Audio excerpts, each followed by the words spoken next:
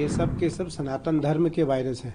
आप कुंभ पर कुठाराघात करके सनातनियों पर कुठाराघात कर रहे हैं, निसंदेह आपके लिए अच्छा नहीं है। आप भारत में रहते हो, आप पाकिस्तान में नहीं रहते हो। हरिद्वार कुंभ लगा था, तब विपक्ष ने आरोप लगाया था कि देश में जो वायरस फैला है उसका कारण कुंभ रहा था। दोबारा कुंभ लगा है, इसमें अव्यवस्था को लेकर एक भ्रम फैलाने की कोशिश करनी, उस पर क्या कहना है? देखो, वो मुझे लगता है ये सब के सब सनातन धर्म के वायरस हैं।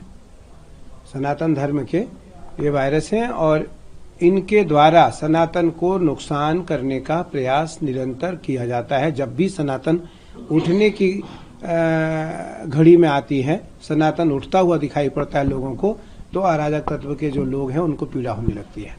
कभी कुंभ से, मैं कह रहा हूं आप राजनेताओं से पीड़ा करो ना, राजनेताओं से प्रतिद्वंदता रखो। सनातन तो साधुओं का है, सनातन कुंभ तो साधुओं का है, कुंभ सनातनियों का है, कुंभ अखाड़ों का है। आप कुंभ पर कुठाराघात करके अखाड़ों पर कुठाराघात कर रहे हैं, आप कुंभ पर कुठाराघात करके संतों पर कुठाराघात कर रहे हैं, आप कुंभ पर कुठाराघात करके सनातनियों पर कुठाराघात कर रहे हैं। निसंदेह आपके लिए अच्छा नहीं है। मैं फिर आपको कहता हूं, ये आपके लिए अच्छा नहीं है, आपके लिए शुभ सूचक नहीं है। इसीलिए आप निरंतर इस बात का ध्यान रखें। आप भारत में रहते हो, आप पाकिस्तान में नहीं रहते हो, आप भारत से बाहर नहीं रहते हो।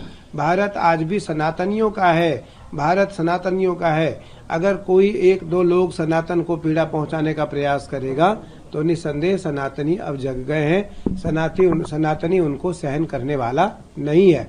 या वो हरिद्वार कुंभ हो, वही कोरोना काल में सबको पता है, जब कुंभ प्रारंभ हुआ और कोरोना आई तो सबसे पहले निरंजनी अखाड़े ने इसका घोषणा किया कि मैं कुंभ को विराम दे रहा हूँ।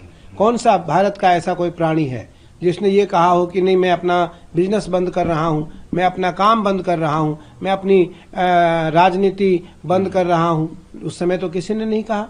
मुझे लगता है अखाड़ों ने आगे आकर के यह काम किया है। इस बार भी जब छोटी सी घटना कुंभ में हुई और उस घटना में हमारे कुछ श्रद्धालु हताहत हुए, तो सबसे पहले अखाड़ों ने घोषणा किया कि मैं स्नान तब तक नहीं करूंगा जब तक हमारे आम श्रद्धालु स्नान नहीं कर लेते हैं। तो यह काम तो अखाड़ों का सदैव रहा है और अखाड़े सदैव राष्ट्र रक्षा हेतु काम करते आए हैं। या वो सनातन की रक्षा हो, भारत या स्वतंत्रता संग्राम की बात हो, देश आजाद की बात हो, जब जब देश में आवश्यकता पड़ी राष्ट्र रक्षा के लिए नागाओं ने मोर्चा संभाला। हमारे नागा आगे आकर के इस मोर्चा को संभाल करके और आगे आकर के उन्होंने डट करके उन्होंने भारत को वह सब कुछ दिलाया जो भारत को मिलना चाहिए था।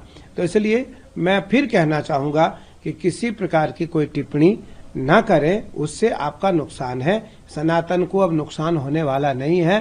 सनातन अब जग गया है, सनातन अब चल पड़ा है, सनातन अब दौड़ पड़ा है रोड पर, और सनातन अब रुकने वाला नहीं। आने वाला कुंभ हरिद्वार का है, उसके बाद आने वाला कुंभ नासिक का है, उसके बाद आने वाला कुंभ उज्जैन का है। आप देखना, आप, क्योंकि मीडिया का बहुत बड़ा योगदान है, मीडिया की बहुत बड़ी भूमिका है, मीडिया की बहुत बड़ी भूमिका है आज घर घर में कुंभ पहुंचाने का, घर घर में आज कुंभ का संदेश देने का, घर घर में आज घर में बैठे लोग कुंभ को देख सकते हैं, आज सनातन को देख सकते हैं, कुंभ को समझ सकते हैं, कुंभ को जान सकते हैं।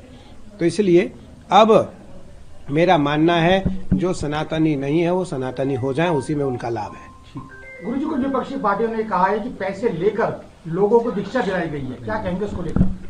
पैसे लेकर दीक्षा दिलाई गई है। कुछ फिल्म अभिनेत्री थी, कुछ लोग और भी थे, उन लोगों के साथ ऐसा किया गया, तो बाद में उनकी सदस्यता को भंग भी किया गया था। देखो, बनाने वाली, हाँ, महामंडलेश्वर बनाने की बात को लेकर नहीं, हम लोग ने मैं तो इस बात को कहता हूँ कि ये परंपरा हमारे अखाड़ों में नहीं है। आज भी अखाड़ों की परंपरा को समझना पड़ेगा, अखाड़ों की परंपरा को समझना पड़ेगा। पैसे की क्या बात होती है? भाई आचार्य, महामंडलेश्वर कौन बनाता है? आचार्य बनाता है। महामंडलेश्वर कौन बनाता है? अखाड़ा बनाता है, अखाड़ा बनाता है। जब एक साधारण परिवार में शादी विवाह होती है तो सामान्य से और असामान्य से असामान्य खर्चे किए जाते हैं।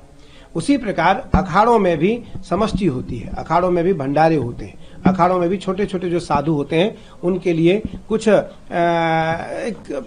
छोटी छोटी दक्षिणा तय की जाती है जो जिस योग्य है। इसलिए हमने लगभग इस बार 10 महामंडलेश्वर बनाए और जूना ने भी बनाया, निरंजनी, तो हमने 10 महामंडलेश्वर बनाए। भारत के श्रेष्ठ साधुओं को हमने महामंडलेश्वर बनाया, भारत के श्रेष्ठ साधुओं को हमने दीक्षित करके और हमने महामंडलेश्वर बनाया। मुझे लगता है किसी प्रकार की कोई मांग नहीं रखी जाती है, नहीं रखी जाती है। मैं इसलिए कह रहा हूं क्योंकि महामंडलेश्वर बनाने वाला मैं स्वयं हूं, मैं महामंडलेश्वर बनाता हूं। निरंजनी का जो भी महामंडलेश्वर बनेगा वो आचार्य और अखाड़े के प्रतिनिधित्व में, अखाड़े के प्रतिनिधित्व में, अखाड़े के सानिध्य में आचार्य उस पट्टाभिषेक को करता है। जूना का जूना पीठाधीश्वर करेगा, महानिर्वाणी का महानिर्वाणी पीठाधीश्वर करेगा। इस प्रकार से सभी अपने अपने अखाड़ों के जो पीठाधीश्वर हैं वो महामंडलेश्वर पद पर अभिषिक्त करते हैं, उनका पट्टाभिषेक करते हैं।